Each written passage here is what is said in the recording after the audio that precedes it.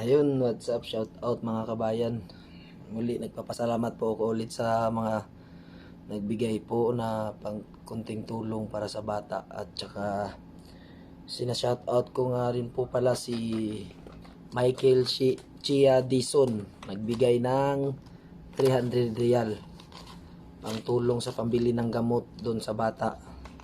So ayun, sa mga nagtatanong po pala regarding sa bata, so andito na po, i-upload po natin yung picture ng bata at saka yung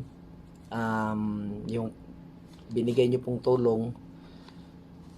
Yun, i-upload na rin po natin dito yung yung transaksyon ng pera, para makita nyo po na napunta po sa bata yung mga pinigay nyo pong tulong. So ayun guys, shout out po sa lahat. Maraming salamat ulit po sa inyo. God bless you guys. God bless. Thank you. So ayun mga kabayan, no, sa mga nanghihingi ng update about sa bata, ayun po yung update natin sa bata, yung before at saka yung after niya, at saka yung una nating tulong, at saka yung pangalawa, ayan na rin po yung transaction na pinadala natin. So ayun, maraming salamat ulit sa inyo.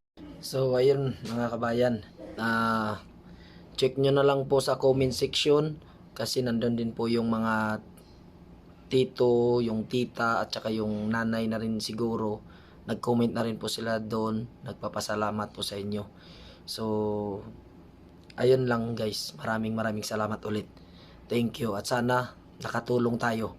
Maraming salamat. God bless.